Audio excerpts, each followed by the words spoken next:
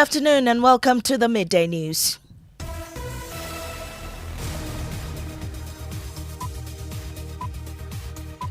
The news is live on Joy 99.7 in Accra, on Love 99.5 in Kumasi. We're also live in all 16 regions of Ghana, including Radio Max, Takoradi Buipe, FM Buipe, Dreams FM Bolgatanga. Also live on X Spaces, Facebook live stream, and My Joy online interactive app.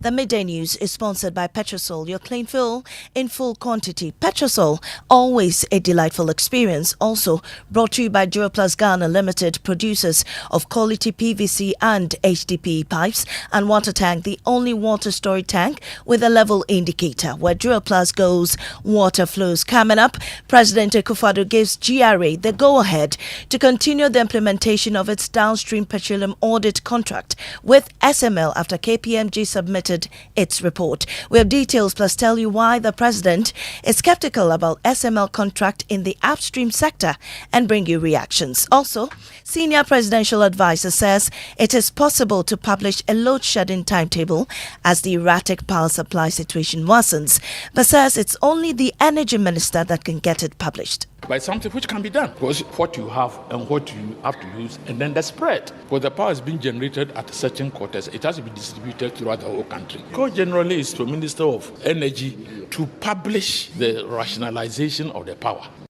We have details as NDC MP for Tamale North says sacking the energy minister will not face the current challenge. Also, the Supreme Court bars the state from paying salaries to spouses of the president and his vice, describing it as unconstitutional. And the rule of law has been upheld in this instance case again.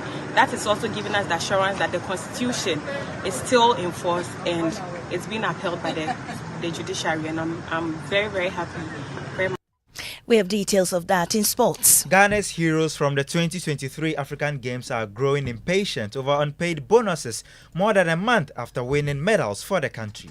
And all is set as the NDC officially presents Professor Nana Jane Opoku-Agyeman as running mate for the party. Details as some political analysts describe her as the ideal choice for the party. She's popular because of her previous work as a scholar. Remember, he has worked in the university as an ordinary lecturer. He through the ranks to become a professor. Meanwhile, it's the season of promises and slogans, and the politicians are up at it, from work and happiness to economic lockdown. Monday, Thursday we work, and Friday, Saturday, and Sunday we are off. So our weekend will start. Our weekend will start on Thursday. Thank you so much. What I call work and happiness. Every Friday is our day. I will lock you down until you feed your nation. These and more with me, Maame, Nyamekye, Thompson. Details shortly.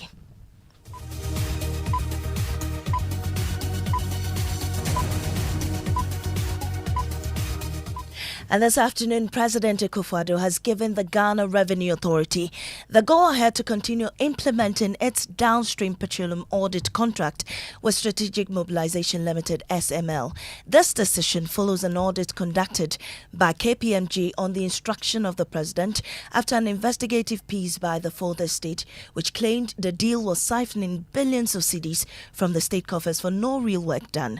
But the presidency says the deal is important and saves the country's resources. Kweku Asante joins me in studio with a copy of a press release from the presidency on this developing story.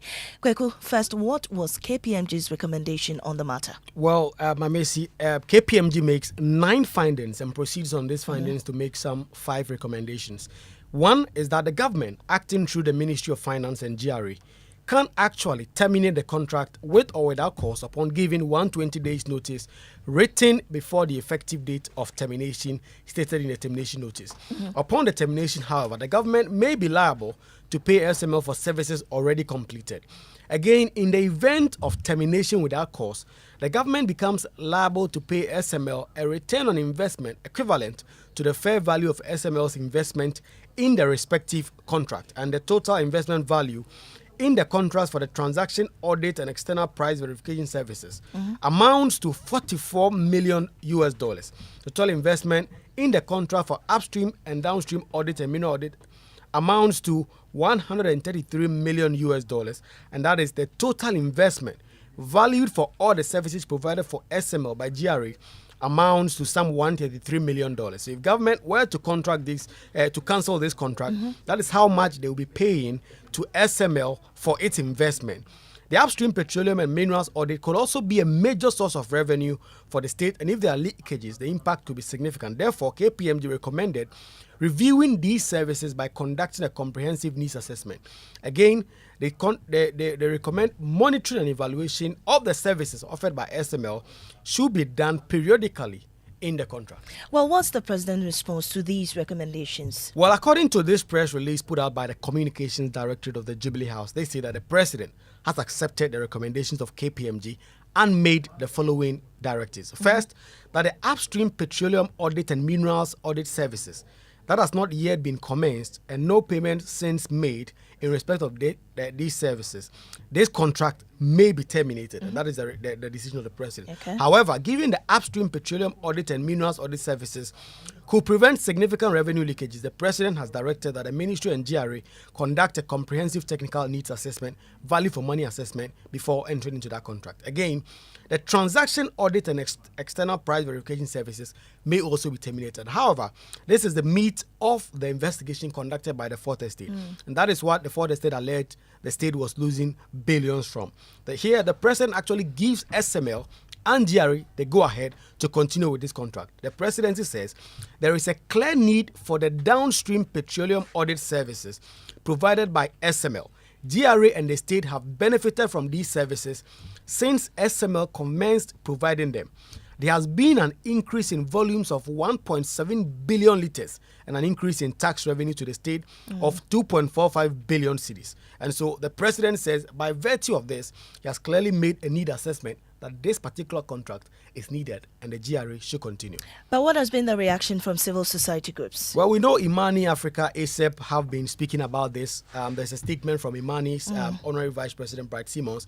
It says that it is helpful that the President of Ghana accept the infractions occurred in the award of the SML contract and that substantial work must be done to determine the country's needs. However, they insist on seeing the full KPMG report, and they also dispute their claim that any increase in petroleum consumption should be attributed to SML.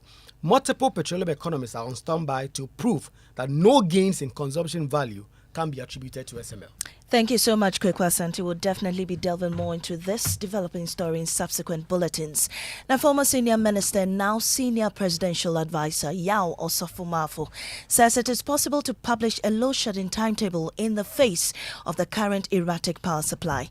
The lack of money to purchase fuel has been plunging the country into darkness for months, with calls intensifying for ECG to publish a load management schedule to help Ghanaians plan their lives. ECG has also refused to comply with this directive from the PURC to publish the load shedding timetable. But Yao Osofo-Maafo says a load timetable can be implemented, but that decision rests with Energy Minister Dr. Matthew Poku-Prempeh. Call generally is to Minister of Energy to publish the rationalization of the power. Nobody can do it except the Minister of Energy. You get my point, because they're seeing the generation and they are looking at the utilization. So they can have one and say that in this particular area, this is how it should be. In that particular area, that's what it should be. But it's something which can be done. Because you have what you have and what you have to use, and then the spread. Because the power is being generated at certain quarters, it has to be distributed throughout the whole country. Well, only this week, the minority in Parliament ramped up pressure on the Energy Minister to announce clear policy directions to fix the current power supply challenge. Listen to Ranking Member on the Mines and Energy Committee, John Jinapo. Apart from the Minister telling us to go and publish our own timetable if we are fed up with the load shedding, I haven't heard any concrete measures from the Ministry of Energy. I thought that by now, the Ministry of Energy should engage Ghanaians, tell us the real problem, the challenges we are facing, its consequence, and the steps being taken to deal with the challenges. Don't you think this is a fair call? Meanwhile, as some in civil society begin to call for the dismissal of the Energy Minister, NDC MP for Tamale North Alassane Suyini says sacking the minister will not automatically fix the situation. Why don't we just sack the government? I wish we could, even before December, because this is bigger than just one person. The mess is bigger than just one person. How long has he been energy minister for? And we all know that this also has a financial implication. And we know the dire economic situation that we find ourselves in as a country. And we know what led us there. Mismanagement, poor decisions. Decisions that only NAPO didn't take. Decisions that were taken at the economic management team meetings, chaired by Dr. Mahmoudou. And so clearly, sacking one person, in my view, is less of a solution compared to sacking the whole administration. Alderson Suhini is NDC MP for Tamale North. Still on the power sector, the Ghana Energy Commission has warned that government may have to import power as a result of faults and fuel supply constraints. This was contained in the Commission 2024 Energy Outlook, where it anticipated government would have to cough up more than $1 billion to buy fuel for power generation in 2024 alone. Well, Joy News' research has been studying the report, and data analyst Kofi J joins me in the studio with more analysis on this. Kofi, first, let's start with what the Commission said about the possibility of importing power. Well, so according to the Commission, no power import anticipated in 2024. However, Maame, emergency import may be necessitated as a result of short-term capacity shortages caused by faults or fuel supply contingencies. Okay, now the Commission also spoke about fuel supply constraints and how that could lead to power crisis. What do we know about that?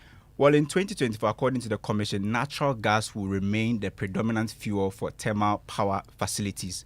It is anticipated that this will anticipated to come from indigenous gas fields, that is Jubilee 10 and ENI Sankofa, and import through the West African gas pipeline. In 2024, again, an anticipated 341,190 barrels of HFO will be required by AXA to fuel some of its units. The total fuel expenditure for the year is estimated around $1.15 billion, with $1.12 billion, about 97% expected to be used for the procurement of natural gas, while the remaining will be used for the procurement of HFO to fuel some of the units of AXA. Thank you so much, Kofi AJ. Now, meanwhile, staff of the ECG are expected to expand their protest against the arrest of one of their managers in the Ashanti region. The manager's arrest was ordered by the Ashanti Regional Minister after a disconnection exercise at the Kumasi Technical University. Let's go on the phone lines now and speak to Bismarck Adoma. He's the National Vice Chairman of the Senior Staff Association for ECG. We are grateful for your time here on the Midday News. Have you been able to have any interaction with the Regional Minister since the issue occurred? Not yet. And so what is the situation now? Have you even set eyes on your manager? Yeah, he has been coming to work, doing his normal way. Are you still requesting an apology from the minister? Yes, we are requesting for apology from the minister and go ahead and withdraw the case from the police station. Well, until that is done, what happens in the interim? What happens now? The NEC met Monday, and today the raid and the hosting of the raid is being done in all ECG offices throughout the country. And the NEC also took decision that until it's done, we have 4 general managers in Ashanti region. None of them will attend any meeting called by the regional minister. Okay, but what is the assurance that this protest will not affect the delivery of service to customers? Oh, we are all at our offices working. Everybody is working. Those who are to go outside are outside working. Those are the offices working. And we are wearing our red, hosting our red throughout our offices through the. Grateful for your time here. Bismarck Adoma is Vice Chairman of the Senior Staff Association of ECG in the Ashanti region. Well, in our Domso Diaries today, we take you to Kumasi, where the recent power outages have plunged many businesses into an economic downturn as they begin to incur huge losses. Emmanuel Bright Kweku reports. On any ordinary day, gushing water out of this water gun is the loudest sound you would hear at this washing bay. But it hasn't been the case in the past few months, following the unannounced power outages experienced across the country. Fetching of water from a nearby well has become the daily routine for the workers, presenting a daunting task. Samuel Sapon has been a car wash attendant for 6 years. It ordinarily would take him 20 minutes to complete a full car wash with a water gun, but he's now spending close to 2 hours to hand wash. To spend 2 hours on a car without light and spend like 30 minutes on the car with light. You have to see what I'm trying to go. The money is all going. But at the end of the day, we are going to say we don't have money in the system. He is pressured to complete the car wash as quickly as possible as his client, Fuzi Hussein, awaits to drive it off to the office. There are some people who are using plant. They are dependent on fuel to power their machines. Yeah. But right now, we don't have that one over here. That's why it's giving me that pressure to finish up early. So if I don't finish up early, he's going to take his car away and I'm going to lose. Fuzi had hoped to get his vehicle washed within a few minutes to continue with the day's activities. Emmanuel Bright-Kweku with that report. And all is set as the National Democratic Congress officially presents Professor Nana Jane Opoku-Agyeman as running mate for the NDC. The event, which will take place at the University of Professional Studies, Accra, is expected to attract hundreds of supporters. Some political analysts have described the former University of Cape Coast Vice-Chancellor as the ideal choice for the party. Maxwell Agbagba has more in this report.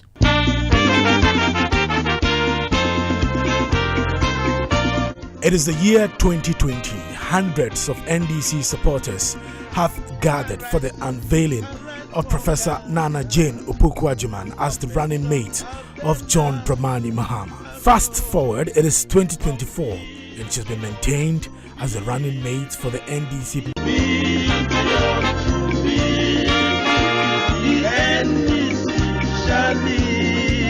It is also because of where my story began that I know it takes more than just grades and good work ethic. I had good opportunities also. That made a difference in my life because my origins and upbringing are not unique. Villages and towns across our country are full of stories like mine. Professor Nana Jane Opoku-Agyeman was born on November 22, 1951 in Cape Coast, Ghana. She attended the Anglican Girls Secondary School and Wesley Girls High School in Cape Coast. She completed her undergraduate degree in English and French at the University of Cape Coast in 1977, followed by advanced studies in French at the University of Dakar and master's and doctorate degrees from York University in Toronto, Canada. Professor Opoku-Agyeman has had a distinguished academic career starting at the University of Cape Coast in 1986. And the election headquarters brought to you by Petrosol Clean Fuel in full quantity, CIMA, the Chartered Institute of Management Accountants, and CIMA together as the Association of International Certified Professional Accountants, and the German Ozone Medical Center, Alternative Therapy, Dental Wellness and Beauty. It is the season of promises and slogans, and the politicians are up for it. We'll be bringing you more on that. But still on the issue of running mate, the coordinator of the Free Senior High School Policy, William Dakwa, says Dr. Muhammadu Bawumia will be the best running mate to Dr. Bawumia, largely because of what he has done with the social intervention program. And to Mr. Digitization, HE Dr. Muhammadu Bawumia, for your support and hard work towards the implementation of the Free SHS policy. I can see you as the President of the Republic of Ghana come December 7th. And now, to the erudite Education Minister, Dr. Yao Osei Edichum, the man whom, according to the President, is one of his best appointees. If I can dream far, in my opinion, and now, you also deserve to be the Vice President to Dr. Bawumia. And you heard coordinator of the Free Senior High School Policy, William Dakwa, saying that Dr. Yao Osei Edichum will be the best running mate to Dr. Bawumia. It is the season of promises and slogans, and the politicians are up for it. The NDC flag bearer, John Mahama, is promising a 24-hour economy. On the side, the NPP flag bearer, Dr. Bawumia, is heavy on his transformational agenda with emphasis on digitalization. But some smaller parties are not out of the threat. Independent presidential aspirant George Chum Berima is proposing a 4-day work week. Also, I'm coming up with a four-day work week. Monday, Thursday we will work, and Friday, Saturday, and Sunday we are off. So our weekend will start. Our weekend will start on Thursday. Thank you so much. What I call work and happiness. So this gives everybody the time to do their own work, their own enterprise, You have Friday off, you have Saturday off, you have Sunday off. Well, presidential candidate of the All People's Congress, Hassan Ayarga, is also proposing what he describes to be a lockdown of Ghanaians to harness the country's economic potential. Ghanaians must lock down. One, I will lock you down to be able to produce for your citizens. I will lock you down until you clothe your nation. I will lock you down until you feed your nation. I will lock you down until you house your nation. I will lock you down until you produce good infrastructure for your nation. I will lock you down until you are able to get enough electricity to supply. Lock you down until you produce the best water. This is the purpose of the lockdown. It's time now for fact-checking. Today we put the spotlight on some claims made by the leader of Alliance for Revolutionary Change, Alan Kojo Chairmanting, at the launch of the Alliance. Head of our research desk, Raymond Akwa, joins me now with more on the claims and the verdicts. Raymond, let's start with Chairmanting's claim about Ghana's youthful population. This election is the election of the unprecedented, and I've said that several times. Ghana has a young population with 73% of its population under the age of 35. Raymond, what's the verdict? This is true. The age composition of Ghana's population, based on the Statistical Services census data, indicates that 35% are aged 0 to 14 years, and also, no, of course, and 38% are aged 15 to 35 years. So indeed, from 0 to 35 is within the scope of the 73%. Okay. He also claimed women constitute over 50% of the population. In a similar vein, women constitute over 50% of our population. Raymond? This is also true. The GSS data stipulate that 50.7% of the Ghanaian population is made up of women. Okay, and the former Trades and Industry Minister also made this claim about women in farming and trading. They constitute the largest section of our farming and trading communities. Raymond. Now, let's take the two aside. Now, the first one, the claim that women constitute the larger section of our trading community is mostly true. Of course, the 2018 Living Standards Survey actually backs this one. The other claim, of course, it talks about 1/4 of our sub-trade sector and wholesale sector being predominated by women, and 29.4% of the national female population working in the particular sector, compared to the 12.6% of the men in the sector anyway. The other point, though, is where he says that women constitute the larger section of the Ghanaians in the farming communities. That is false. The latest annual household income and expenditure surveys main sectors of employment shows that the percentage of the population that's female and engaged in agriculture is 46.20. And of course, the male section is 53.80. The trend backs this. This is supported by data from the Population and Houses Census, the 2017 Ghana Census on Agriculture, and the FOA's 2015 report. Thank you so much, Raymond Akwa. He's head of our research desk. And you're still listening to the Midday News on Joy 99.7 FM. We'll take a break. When we return, we have sports, and the Supreme Court bars the state from paying salaries to spouses of the president and his vice, describing it as unconstitutional. And the rule of law has been upheld in this instance case again.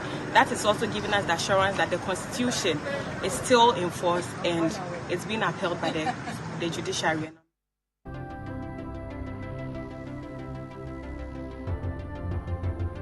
When budgets are tight and money difficult to come by, you want to be sure you get the best value for your money. These are not times to be spending money fixing expensive engine problems because of cheap fuel and lubricants. Drive to a petrol source station today and buy your quality fuel and lubricants, and rest assured of fuel that lasts long and lubricants that prevent expensive engine problems. Hear the sound. Petrosol, clean fuel in full quantity. Just like that Sochi Wachi, that's exactly what Akwaba Magic gives you. Enjoy rich Ghanaian stories like the second season of the legendary Inspector Bediako, the captivating Madame, and so much more on DSTV channel 150 and GoTV channel 102. Akwaba Magic, dear. Enjoyment and kasa.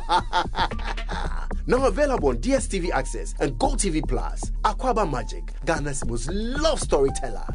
There is time for everything, including exclusive breastfeeding by mothers. which starts within the first 30 minutes baby is born till the time the child is 6 months old.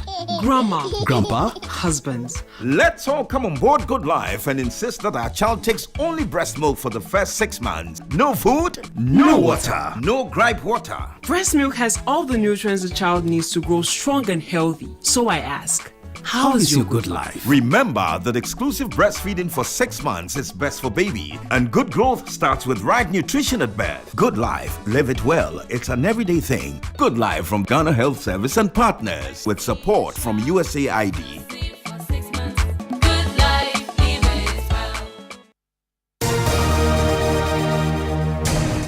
We have sports. Welcome back. Yes, Maame, now medal winners from the 2023 African Games have lashed out at the Sports Ministry following their unpaid bonuses from the continental event. Now, the ministry promised $3,000 for gold medalists, $2,000 for winning silver, and $1,000 for bronze medal winners. Now, Ghana eventually amassed 69 medals at the event, which ended over a month ago, and the ministry is here to fulfill its promise. Here is Winifred Ntumi, a gold medalist at the Games. All the disciplines, I have not received the money yet. All the disciplines have not heard from them up till now. Sometimes when I call, they don't even pick up. It is with the minister, and we have not heard from him. The first time I've experienced this. This is my home country. This is the music. We don't need reasons. Just tell us that you will be called. Let us hear from you. Yeah, that's Winifred Ntumi speaking on Happy FM. Back to you, Maame. Thank you, Mubarak. Now, the Supreme Court has declared as unconstitutional the approval by Parliament to pay salaries to the First and Second Ladies. Kwame Bafo-Abronye filed a writ at the Supreme Court seeking to reverse the payments. The court also says the positions of the First and Second Ladies do not fall under the category of public office holders, and thus payment of emoluments to them sins against the Constitution. Head of our Legal Affairs Desk, Richard Kujunyako, joins me now with details of this. Richard, what exactly were the reliefs of the plaintiff and which of them were granted? So, Maame, the plaintiff sought a declaration that the approval by Parliament to pay salaries to the First and Second Ladies is inconsistent with Article 71. For that one, the Supreme Court agreed with him. The second declaration that per Article 71 of the 1992 Constitution, the positions of the First and Second Ladies of Ghana do not fall under the category of public office holders. That the Supreme Court agreed. The third one, the final one that the Supreme Court agreed, was the declaration that per Article 71 of the 1992 Constitution, the Emolument Committee is limited to recommending the salaries and other benefits and privileges of only public office holders. And Richard, I'm sure the plaintiff will be excited by the outcome. What have they been saying? He was very, very excited. In fact, we spoke with the lawyer, Esnam Foku, and this is what he had to say. For to strike out certain acts that Parliament in seeking to pay salaries to the First and Second Ladies of the land. And thankfully today, say for Relief 5, all reliefs have been granted. Now, international air travelers from the Ashanti region and the northern part of the country will, from the beginning of June this year, have the leisure to travel abroad from the newly constructed Kumasi International Airport. It follows an assurance from the Transport Minister, Kweku Oforesiyama, who announced the project is set for commissioning in May. He believes the opening of the airport to traffic would ease the burden on air travelers in the northern part of the country who would have to commute long distances to Accra for their international travels. Ohimi Interior has more on the following report.